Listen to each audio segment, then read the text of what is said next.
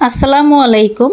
Easy recipe by Runa চ্যানেলে সবাইকে স্বাগত জানাচ্ছি নতুন আরেকটি রেসিপি নিয়ে। আমার আজকের রেসিপি হলো চিকেন মশলা রেসিপি। চিকেন মশলা এমন একটি রেসিপি যেটা পোলাও ফ্রাইড রাইসের সাথে সুন্দরভাবে মানিয়ে যায়। আজকে চিকেন মশলা রেসিপি করার জন্য মুরগির হাড় সহ মাংসটা নিয়েছি। এতে চিকেন মশলাটা খেতে অনেক সুস্বাদু হয়ে থাকে। আপনারা এখানে দেখতে পাচ্ছেন আমি মুরগির পিসগুলোকে মিডিয়াম ভাবে কেটে নিয়েছি। এতে চিকেন মশলা দেখতে অনেক সুন্দর লাগবে। চলুন চিকেন মশলা বানাতে কি কি উপকরণ লাগবে সেটা দেখে নেই। এখানে আমি নিয়েছি আদা বাটা, এখানে নিয়েছি রসুন বাটা, আর এখানে নিয়েছি জিরা গুঁড়া। এখন এই মশলাগুলো দিয়ে মুরগিটাকে মাখিয়ে নেব। এখানে আমি প্রথমে দিয়ে দিয়েছি রসুন বাটা, তারপরে দিয়ে দেব আদা বাটা। সবকিছু একটু অনুমান করে পরিমাণ মতো দিয়ে দিতে হবে। আদা এবং রসুন দিয়ে একসাথে মুরগিটাকে ভালো করে মাখিয়ে নিতে হবে। এখন আমি দিয়ে দেব 1 চামচ পরিমাণ জিরা গুঁড়া। জিরার গুঁড়া দিয়ে দেওয়ার পর সবগুলো মশলাকে ভালো করে মুরগির সাথে মাখিয়ে নিতে হবে।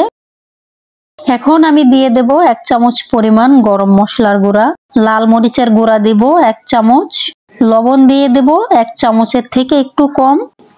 এবার সব মশলাগুলো একসাথে ভালো করে মুরগির সাথে মাখিয়ে নিয়ে মুরগিটাকে ঢাকনা দিয়ে ঢেকে 1 ঘন্টার জন্য ম্যারিনেট হতে রেখে দেব। 1 ঘন্টা পর চলে এলাম। এবার মাখিয়ে রাখা মুরগিতে একটা ডিম ভেঙে দিয়ে দেব।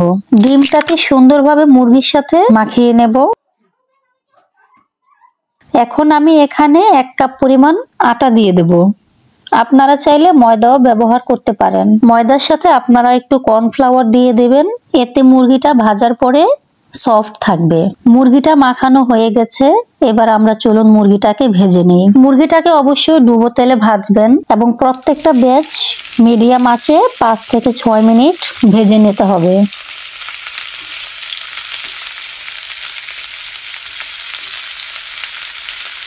মুরগিটা এক পাশে ভাজা হয়ে গেছে।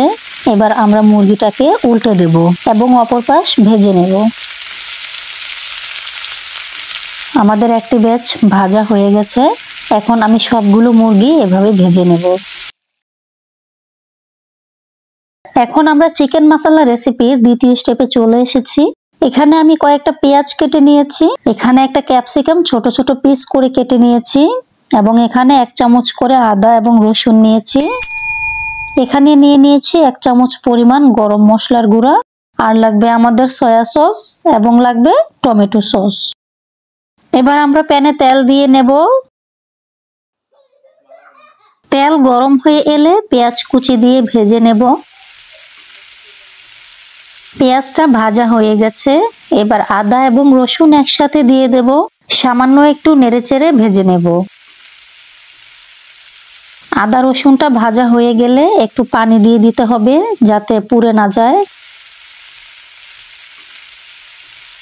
এখানে 1 চামচ পরিমাণ লবণ দিয়ে দেব।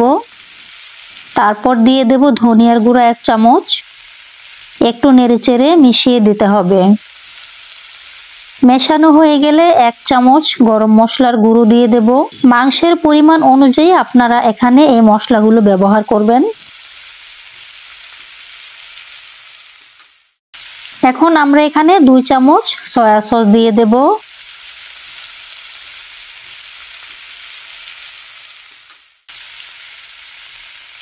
একটু নেড়েচেড়ে ভালোভাবে মিশিয়ে দিতে হবে। এখন আমি এখানে 2 চামচ পরিমাণ টমেটো কেচাপ ব্যবহার করব।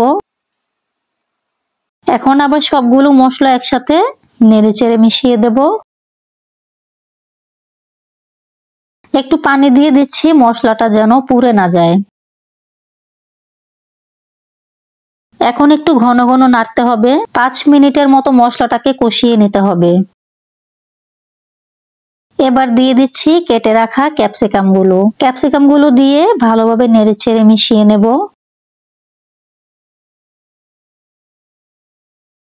2 থেকে 3 মিনিট কষিয়ে ভেজে রাখা মুরগিগুলো দিয়ে দেব। মুরগিগুলো দিয়ে দিলাম। এবার ভালোভাবে নেড়েচেড়ে মিশিয়ে নেব। একটু আস্তে আস্তে সময় নিয়ে ভালোভাবে নেড়েচেড়ে মেশাতে হবে যেন সবগুলো মশলা এবং মুরগিগুলো একসাথে মিশে যায়। এবার কষাতে হবে প্রায় 5 মিনিটের মতো। ঘন ঘন নেড়ে চেড়ে দিতে হবে, নইলে নিচে লেগে যেতে পারে।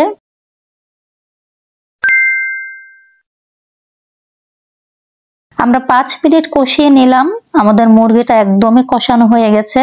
এবার আমরা 1 কাপ পানি দিয়ে দেব এবং এই 1 কাপ পানির মধ্যে আমরা এই মাংসটাকে পুরোপুরি সিদ্ধ করে নেব। পানি দিয়ে নেড়েচেড়ে দিলাম। যেহেতু মাংসটা আমরা আগেই ভেজে নিয়েছি, সেখানে আর বেশিক্ষণ রান্না করার কোনো প্রয়োজন নেই। 10 মিনিটের মতো রান্না করে ঝোলটা একটু মাখা মাখা হয়ে এলে আমরা চুলা থেকে এটা নামিয়ে নেব। দেখুন কি সুন্দরভাবে মাখা মাখা হয়ে গেছে। এখন আমাদের এই চিকেন মশলা রেসিপিটা একদমই রেডি হয়ে গেছে। আমরা এখন এটাকে চুলা থেকে নামিয়ে নেব। আমার আজকের রেসিপিটি আপনাদের কেমন লাগলো সবাই কমেন্টস করে জানাবেন এবং আমার চ্যানেলটিকে সাবস্ক্রাইব করে আমার পাশেই থাকবেন। দেখা হবে অন্য কোনো ভিডিওতে নতুন কোনো রেসিপি নিয়ে। সে পর্যন্ত সবাই ভালো থাকবেন। আল্লাহ হাফেজ।